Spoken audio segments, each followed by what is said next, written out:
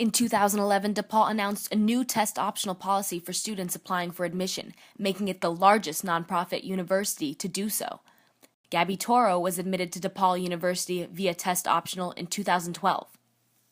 My SAT scores were okay. I knew they were not enough to get me to DePaul, so when I found out that they had test optional as an option, I was like, well, why not? Because I'm really good with writing. So then I applied test optional, and I knew it would be better than submitting my SAT scores because they represented who I was rather than just some scores that don't really represent my skills.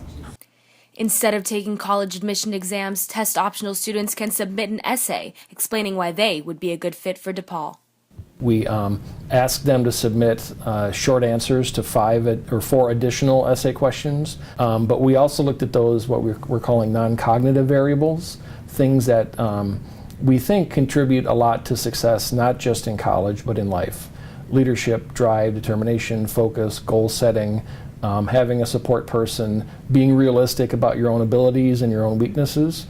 Once a student is admitted under test optional, test scores must still be submitted, but just for data and record purposes. So far at DePaul, there has been almost no difference in academic achievement between test optional and other incoming students. We've looked at the first year performance of the entering class of 2012, and the grade point difference after 1 year is about 7/100ths of a point, which is, not significant at all, even though test optional students had test scores that were about 6 points lower on the ACT than students who submitted tests.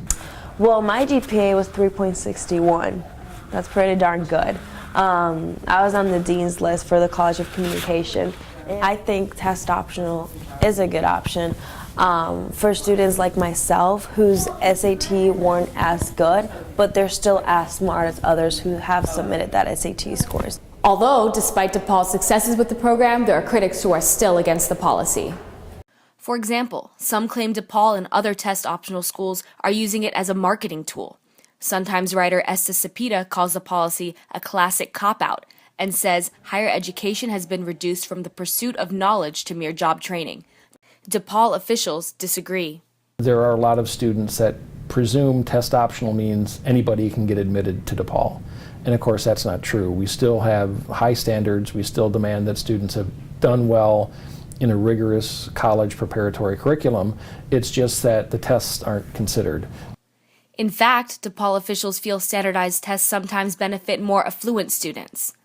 If you look at the way the test industry operates, students who come from more advantaged backgrounds have the benefit of taking the test multiple times because they can pay for it. They can pay for expensive test prep classes.